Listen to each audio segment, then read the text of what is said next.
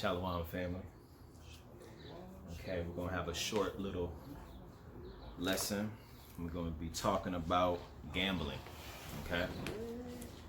So if you were to define the word gamble, it would be defined as playing games of chance for money, betting a sum of money in such a way. An act of gambling, an enterprise undertaken or attempted with a risk of loss and a chance of profit or success. Okay, so it's a game of chance, a game of probability, okay? Also associated with gamble is the word bet or wage, or like a wager, okay? Defined as risking something, usually sum of money, against someone else's on the basis of the outcome of a future event, such as the result of a race or game, okay? I'm talking about gambling because just wanting to see, is gambling in the scriptures? Is it something we should do? Is it something we shouldn't do? Okay? And we're just going to look at the scriptures a little bit and be able, to make our own determination, because there's nothing, I would say, in the scriptures that tell you explicitly not to gamble, okay? But we want to walk in righteousness, okay? So, during biblical times, there were what you would call dice, okay, objects where they had different size and they were tossed and determined, the selection of certain things as you would use dice today. Some were two-sided like a coin, and some were four-sided like in the shape of a pyramid, okay? Many believe that when the priests used the Urim and Thummim, according to the Old Testament, that was a form of ancient die, okay? So that the Urim and Thummim were dice or something and think about that. That's what many believe. Not 100% sure, but many believe that the priests had die on their breastplate that they would take out and throw down, okay? And it would determine, on each side, it would have an answer to whatever circumstance they were in, and the spirit would cause it to land on a certain face, and that would give you the answer, okay? The Urim and the Thummim. Okay, I'm going to bring out a couple precepts about the Urim and the Thummim. I'm going to go to Exodus chapter 28 and 30. Exodus chapter 28 and 30.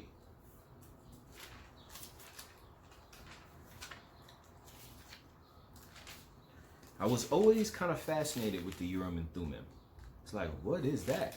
I thought it was kind of like a divining rod, or like the when I was much younger, I thought it was like the turkey wishbone that you break or something. Yeah, you always said that was good luck or something. I didn't know what it was. But Exodus, huh? What is it? It was special instruments that the priests had to help them through spiritual or divine, what's the word I'm looking for? Not divine interference, but divine, by divine measures, would cause them to find an answer to something. So if the priests and the elders or whatever needed an answer, instead of praying audibly to hear a voice from the Father, they might in some cases use the Urim and the Thummim, whatever those instruments were. Some believe it's dice, some believe it's something else. And the answer they would receive from these holy instruments would give them the answer. They believed they were holy, they were the voice of the Most High. So whatever answer it gave you, that was the Father speaking through those instruments. They wear like sticks with little heads or something. And they would go like that. I don't know. Some believe it was dice. So you got the breastplate, take the dice off, what y'all think? In the name of Yahweh, you know what I'm saying? You don't know. So Exodus 28 and 30. Can you read it for me, Gil? And thou shalt put in the breastplate of judgment the Urim and the Thummim, and they shall be upon Aaron's heart. And when he goeth in before Yahweh, and Aaron shall bear the judgment of the children of Israel upon his heart before Yahweh continually. Okay. I'm going to go to Numbers chapter 27, verse 21. Also talking about the Urim and Thummim. I'll read this. 27? Yep, 27, 21. I'll read this one. Okay.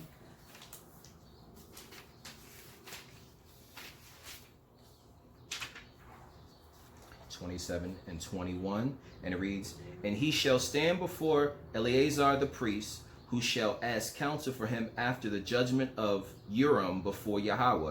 At his word shall they go out, and at his word they shall come in, both he and all the children of Israel with him, even all the congregation. So the Urim was this instrument that Eleazar, the son of Aaron, the priest, would cast down or pick up or do something. He would cast it about, and it would reveal the answer, and that would determine whether the children of Israel went in or went out.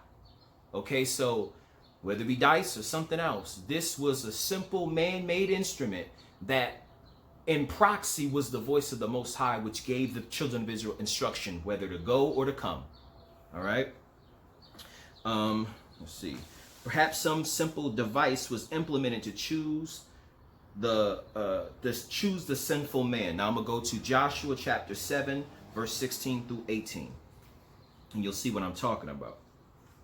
So to give the backdrop, the Most High is using Joshua, okay, the leader of the children of Israel, to go into battle. They're conquering nations. They're doing their thing, in the name of the Most High.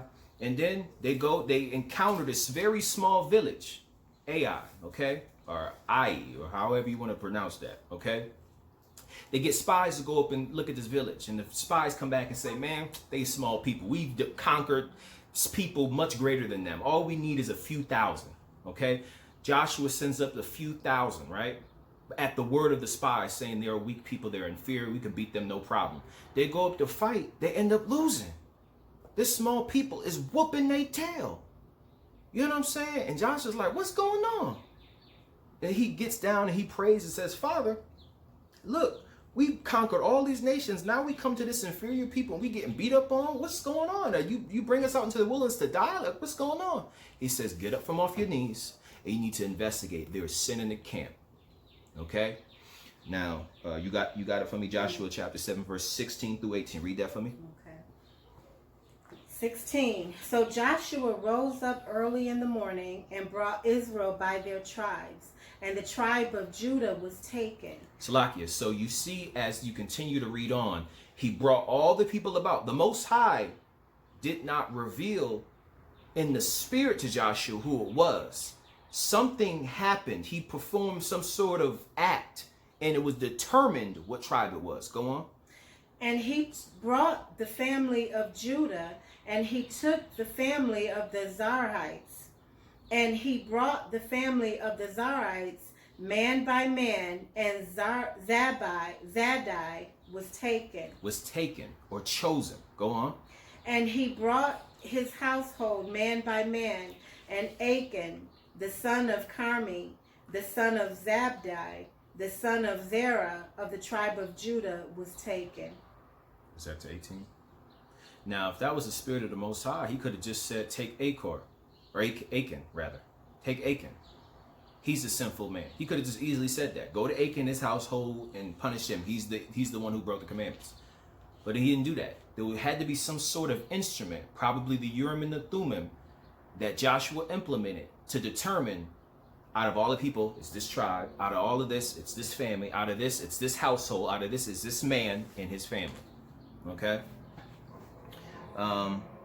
In Acts chapter 1, you see that that the apostles cast lots, because we're talking about, gambling, all right? When there's a game of chance, usually for money, but it doesn't have to be for money. Casting lots, could be, kind of like raffling or something. You put, pieces of paper in a hat and you choose blindly out of the hat, or picking the short end of a straw or something out of something.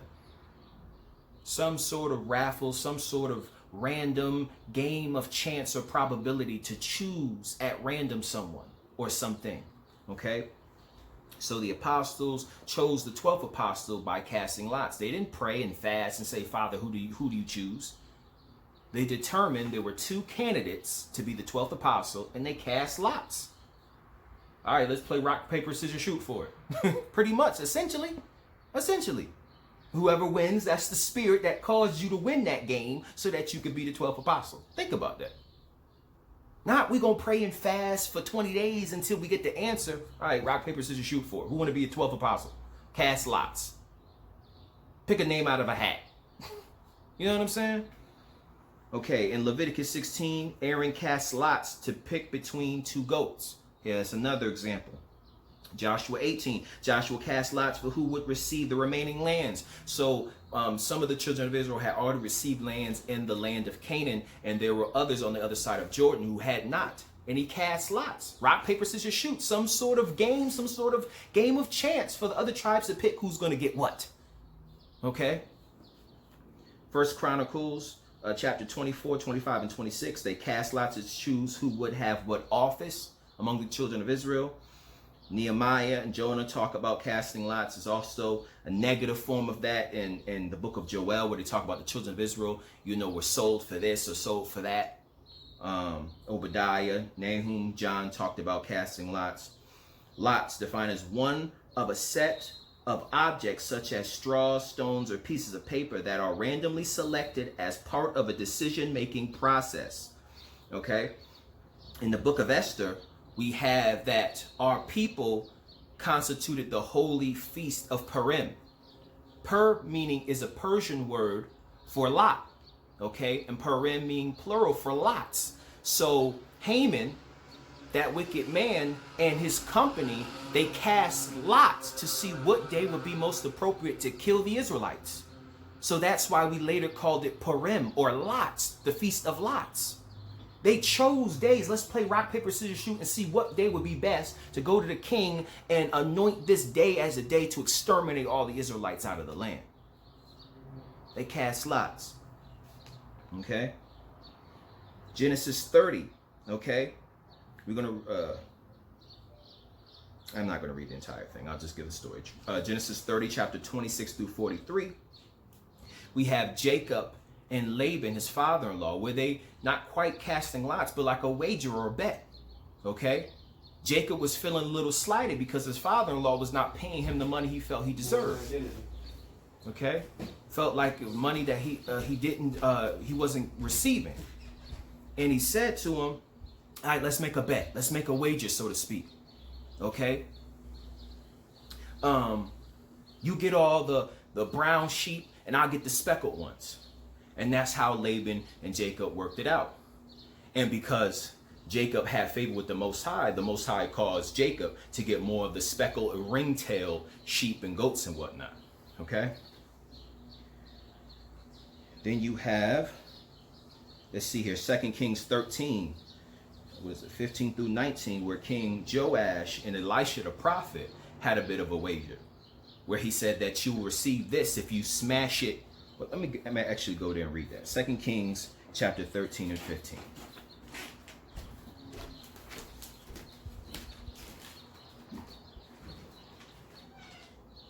Second Kings chapter 13, 15 through 19. And Elisha said unto him, take bow and arrows. And he took unto him bow and arrows. And he said to the king of Israel, put thine hand upon the bow. And he put his hand upon it. And Elisha put his hand upon the king's hands. And he said, open the window eastward. And he opened it. Then Elisha said, shoot. And he shot. And he said, the arrow of Yahweh's deliverance, and the arrow of deliverance from Syria, for thou shalt smite the Assyrians in Aphek, till thou have consumed them. 18. And he said, take the arrows. And he took them. And he said unto the king of Israel, smite upon the ground. And he smote thrice and stayed. Okay, so the prophet told King Joash, look, the Most High is prepared to give you deliverance from the Syrians. Take these arrows, right, and smash them on the ground. He didn't tell him how many times. This was like a game of probability, a game of chance. Smashing on the ground. This will signify the greatness of your victory over the Syrians. And he said that King Joash smashed it 3 times, and that was it. Okay, verse 19. And the man of Yah was wroth with him, so he got angry and said, thou shouldest have smitten 5 or 6 times. Then hadst thou smitten Syria till thou hast consumed it, whereas now thou shalt smite Syria but thrice. So King Joash could have gotten a great deliverance and truly dominated the Syrians. He said, you should have did it 5 or 6 times, man. You only did it 3 times, so that's about all you're going to get. Okay? You can kind of look at that as a kind of wager or bet, a game of chance, casting lots. Okay? Where the Most High, like, put it in King Joash's hand to determine the fate. determined his own victory over the Syrians. A game of chance. Okay? But when you're dealing with gambling, and you're dealing with wagering and bets like that, especially when it's dealing with money, you got to be very careful. Okay? Because if you get into that and you don't have control, just like, you know, whether it's drinking alcohol or any number of different things, if you don't know how to use moderation, you don't know how to control yourself, you can go off, man. You can truly go off and begin to break other commandments because now your mind is consumed with gambling. That's why they have gambling hotlines. They have people who are addicted to gambling. From what they say, Michael Jordan had an addiction to gambling. So many other people have an addiction to gambling. So if you decide to want to try it or something, you must proceed with caution. And if you feel like you have an addictive nature, then that's maybe something you shouldn't mess with at all. Because even that said in wisdom concerning drinking. Okay? Man who has moderation when he drinks, that's good. But a man who doesn't drink at all, that's truly a righteous man. When he has, you know, restraint over himself not to drink at all.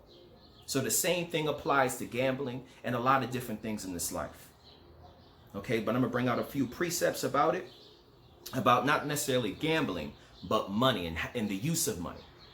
Because if you wagering and betting for no money, you know, there's not much consequence. But when you start putting racks up, you know, because you're trying to win money and get money, you really got to look at yourself. When you're getting into gambling, you're getting into going to casinos and things of that nature, and you're spending your paycheck to try to make more money, you got to really look in yourself and see, why am I doing this so much? Why do I have a thirst and a desire to make money? Why am I trying to make it rich? Playing these scratch-offs all the time. Running these numbers at the store. Going to the casino. Going to the racetrack. Why? I'm trying to get that money. As soon as you get paid off one, lottery ticket or something, you going and getting another one. You really got to look at yourself and temper your emotions. Because if you don't do that, it can get out of control. And it can destroy you. Because you serve mammon, you serve riches. Okay? Go to 1 Timothy chapter 6. What is that? 6 through 10. 1 Timothy chapter 6, 6 through 10. Verses 17 and 18 also.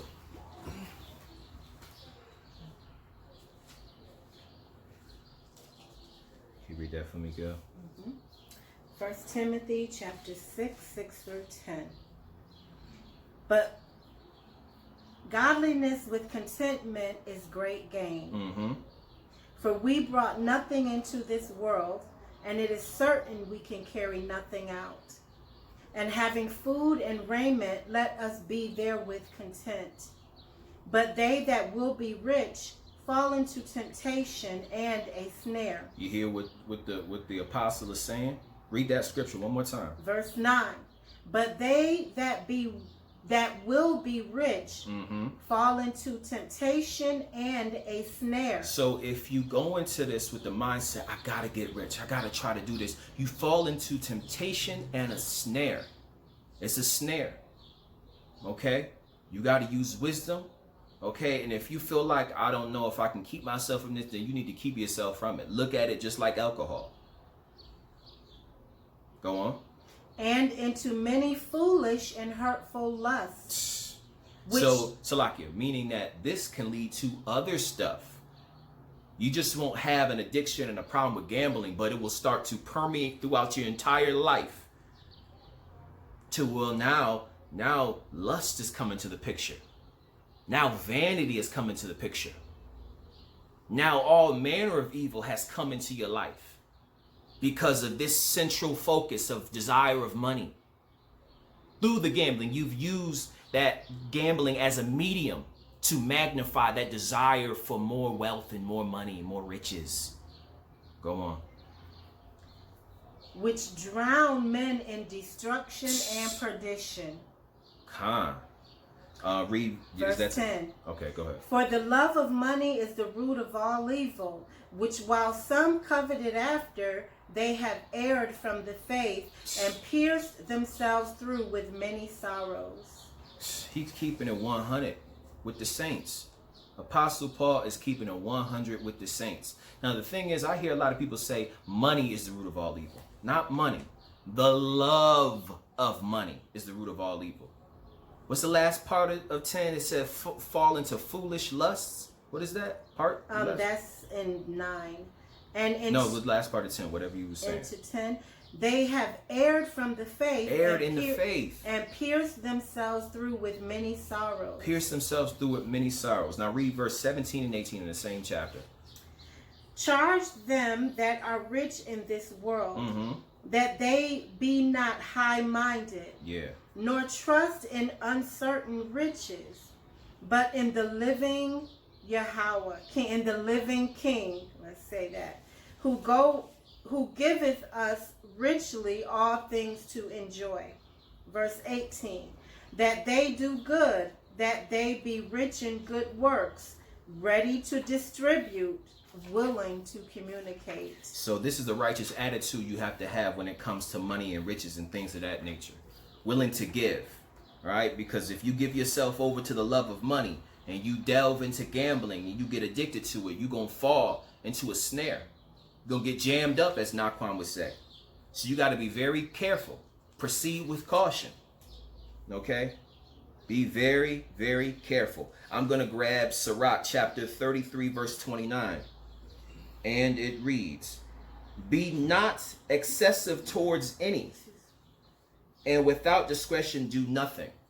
All right, so whether it be gambling, whether it be drinking, whether it be eating, whether it be sleeping, whether it be working, whether it be anything really in this life, be not without discretion. Be not excessive in anything. Use moderation, essentially, is what the writer is saying. Use moderation in all things. If you be spiritual, then you won't overeat. If you be spiritual, then you won't, be slothful. If you be spiritual and you use discretion, then you won't find yourself being tempted on every side. Okay? Bring out a few more and we'll call it a day. Can you grab me Proverbs chapter 28 and 22? Mm-hmm.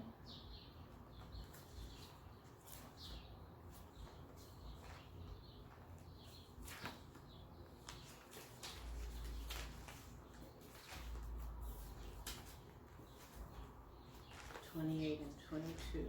Mm-hmm.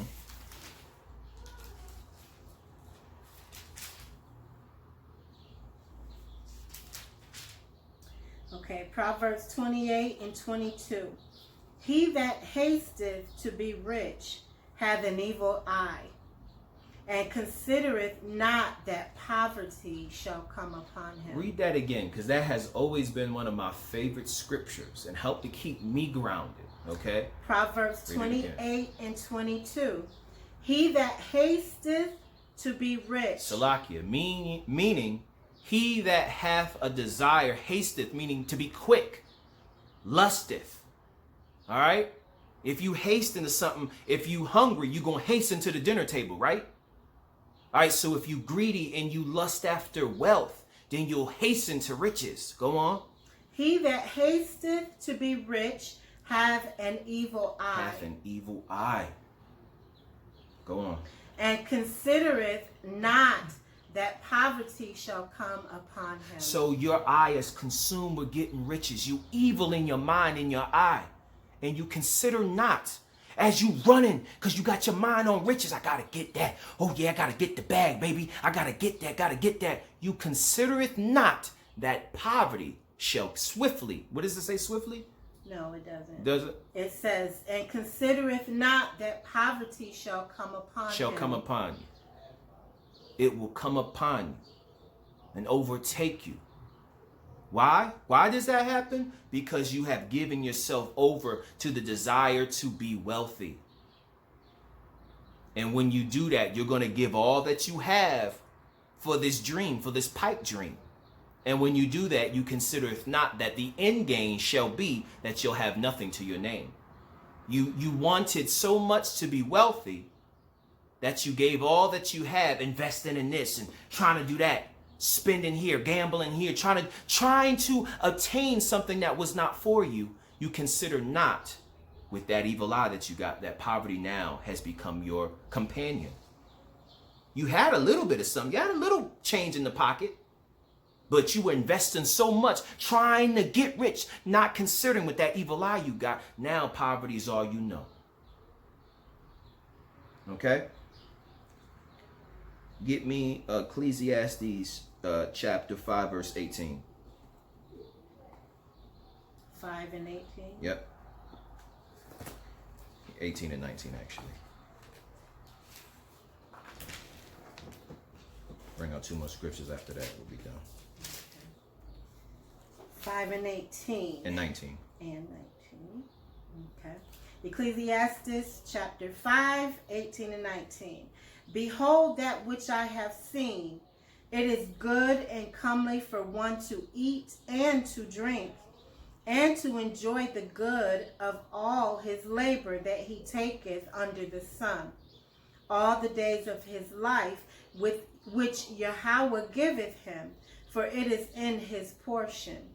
Every man also to whom Yahweh hath given riches and wealth, and hath given him power to eat thereof, and to take his portion, and to rejoice in his labor, that is the gift of Yahweh. That's the gift of Yahweh. What is Solomon essentially saying? Bruh, be content.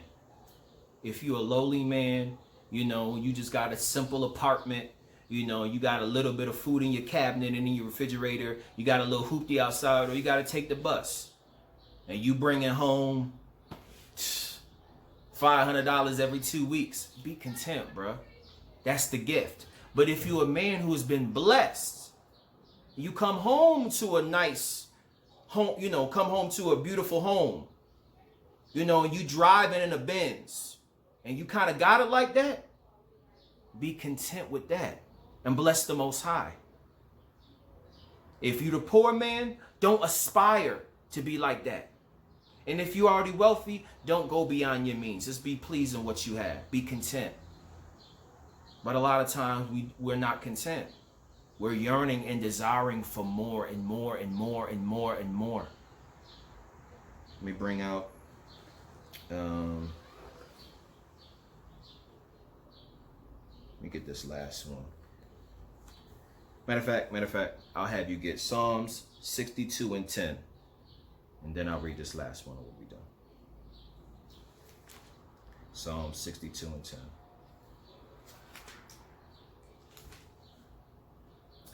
62 and 10. You gotta learn to be content.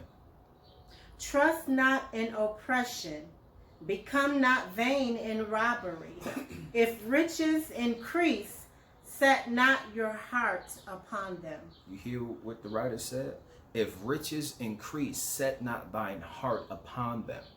Don't meditate on it. Because if you meditate on it, usually you'll be led with the thoughts of trying to get more of it. Just be content. The Most High blessed me. I'm good. I'm Gucci. I'm just going to live in the blessing that the Most High has given me and enjoy this gift. Labor, work hard. Bless others. Give alms. Do these things. Not meditate on these riches. Yeah, man, look at what I got. Yo, I think I can get some more. Maybe I can do this and do that. But he that hasteneth to be rich hath an evil eye, and considereth not that poverty shall come upon him. So just be grateful. Be content. Okay, I'm going to grab this last precept. The book of Sirach, chapter 11, verse 21. And it reads, Marvel not at the works of sinners, but trust in Yahweh and abide in thy labor. For it is an easy thing in the sight of Yahweh on the sudden to make a poor man rich. So that's why you're not supposed to be overzealous to be rich. Just do your thing, man. If it's the will of the Most High to make you a wealthy man, he can do that on the sudden.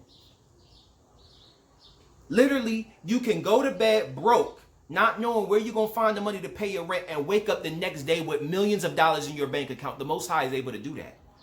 And you be astounded, confounded. What in the world? Where did this come from? It's an easy thing. It's a light thing. What does it say? Marvel not, for it is an easy thing in the sight of Yahweh on the sudden to make a poor man rich. It's easy. Father, I don't know what to do. And he can let, someone just come and write you a check for $100,000. Here you go. I just felt led to do this. Here you go. So kind of getting back to the original topic in gambling, you got to be led of the Spirit, okay?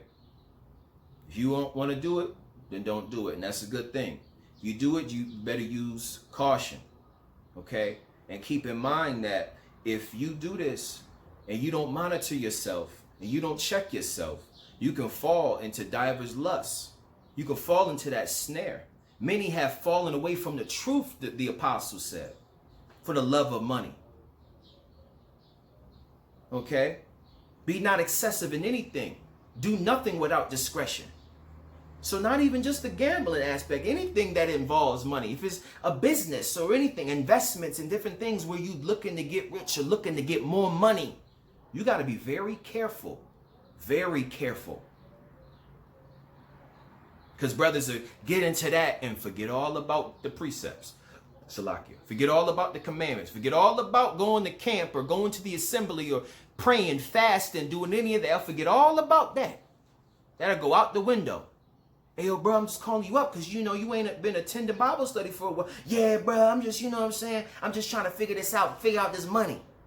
Figure out this money? Bro, just come on the Bible study, man. Get this word. Man, I hit you back. I'm just trying to count my dollars and cents. You feel me? Falling into divers lusts and fall away from the faith, man. So you must be very careful. Okay? Shalom.